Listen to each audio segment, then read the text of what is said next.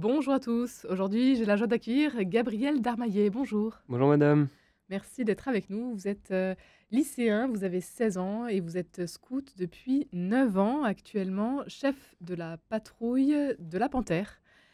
C'est la troupe 11e Paris, une unité des scouts d'Europe. Et c'est à ce titre que vous vous lancez cette année dans l'aventure des Raiders Scouts. Nous en parlerons, Gabriel Darmaillet, mais tout d'abord, parlez-nous de votre engagement. Vous êtes chef de patrouille depuis cet été. Oui, c'est ça. Qu'est-ce que ça veut dire et en quoi consiste cette mission? Alors, dans un premier temps, je vais vous parler de la structure d'une troupe. Donc une troupe, c'est à peu près, c'est une 24 garçons dirigés par, le chef de troupe. Donc les troupes, elles sont divisées en plusieurs patrouilles et les patrouilles sont des équipes, de 6 à 7 garçons.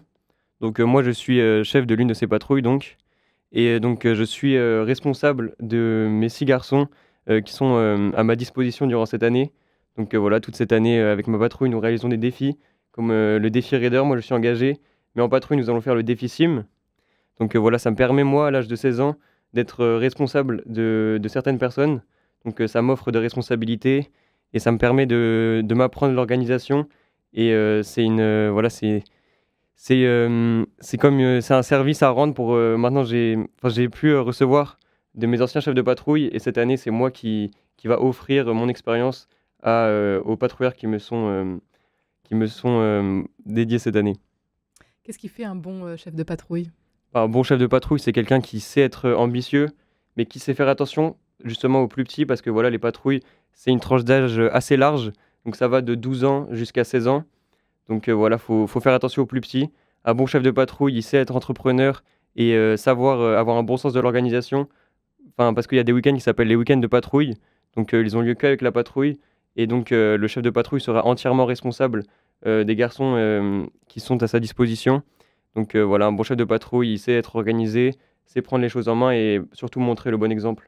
Et ça, vous l'avez appris au cours de votre expérience de scout depuis que vous êtes plus jeune, Oui, c'est Gabriel ça. Darmaillet? Moi, j'ai eu Ouais. la chance d'avoir, des bons chefs de patrouille qui m'ont enseigné les bonnes valeurs du scoutisme. Donc, maintenant, je prends exemple sur eux en faisant, en prenant à cœur, à mon tour, le rôle de chef de patrouille.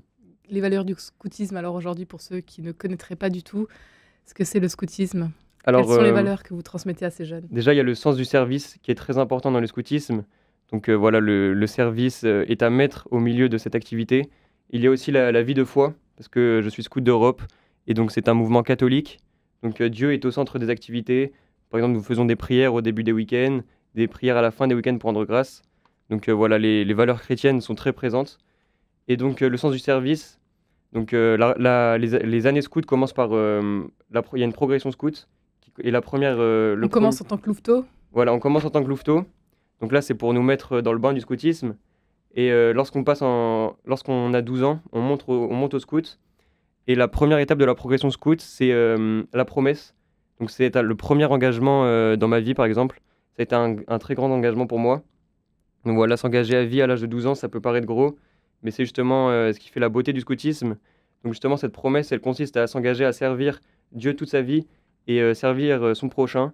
Donc voilà, le service, c'est quelque chose qui est bien ancré dans les valeurs du scoutisme. Et pour l'Europe, pourquoi pour l'Europe? Scout d'Europe.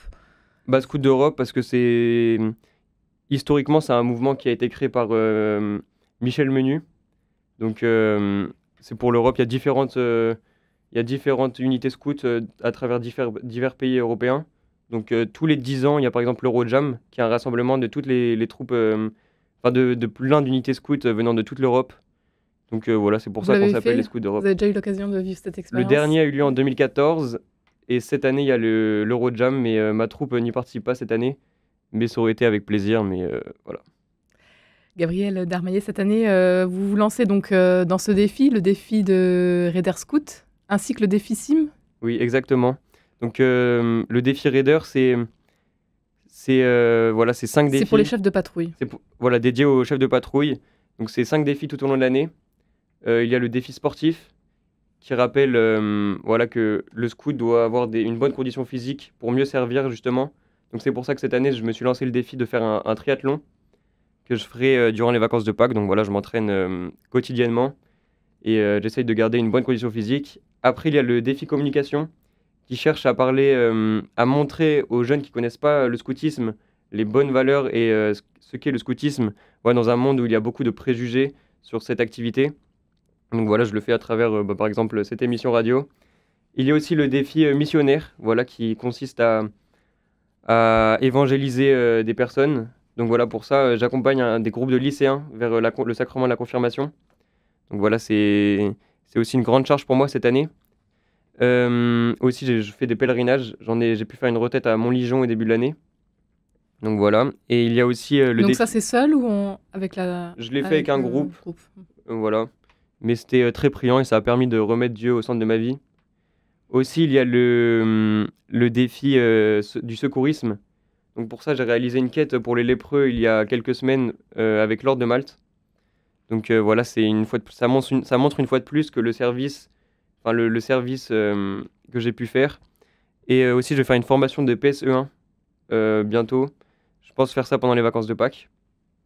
Et aussi, il y a le défi raid. Donc je vais partir, que mon chef de troupe préparera pour moi. Donc je vais partir 3 jours en forêt avec un itinéraire et voilà, ça va Tout seul? tout seul, oui. Mmh. Et je devrais rendre un carnet de raid digne des raiders, donc avec une exigence très haute, avec voilà.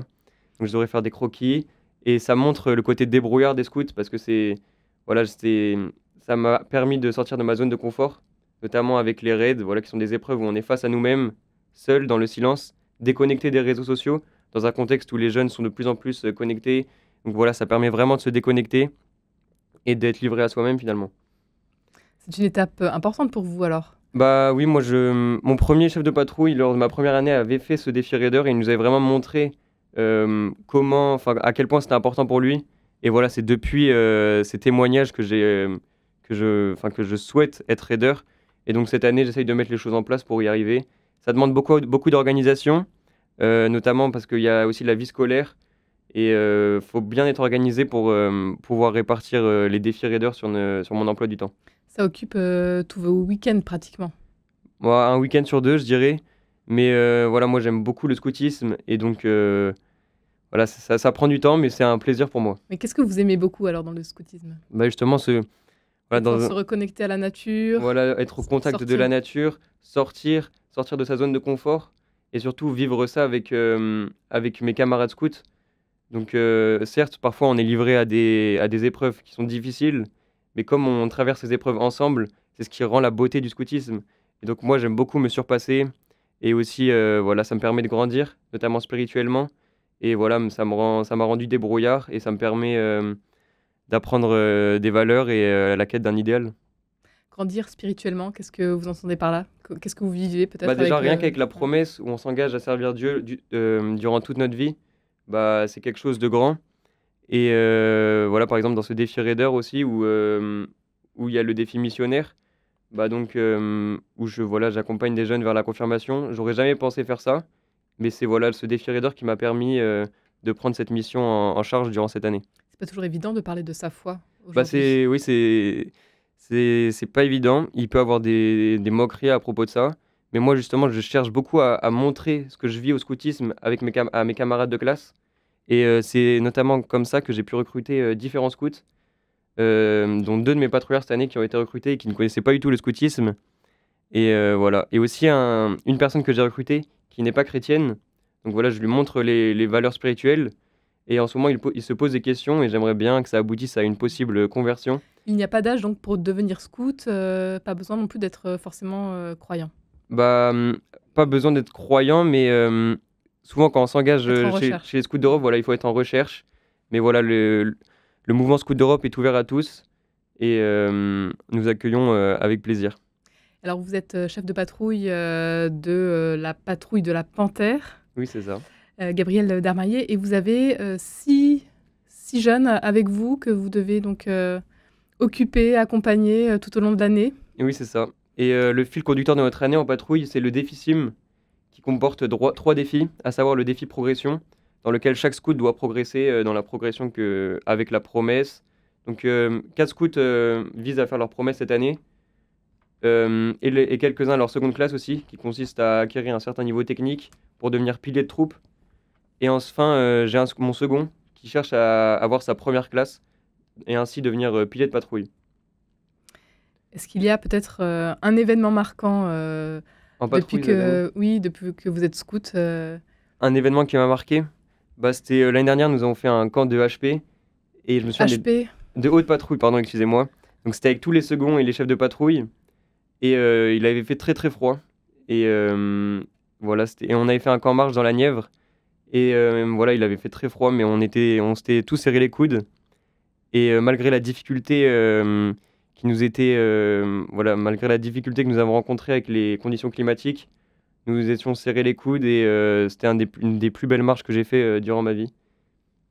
Et pour revenir sur le défi Sim, aussi, nous allons faire un défi technique en patrouille qui consiste à faire un raid en vélo de Marseille à Nice, durant les vacances de Pâques. Et enfin, un défi missionnaire. Donc, pendant le début de l'année, lors du début d'année, nous sommes allés à 2 reprises dans des maisons de retraite pour voilà, rendre visite à des personnes âgées qui sont souvent délaissées dans les maisons de retraite.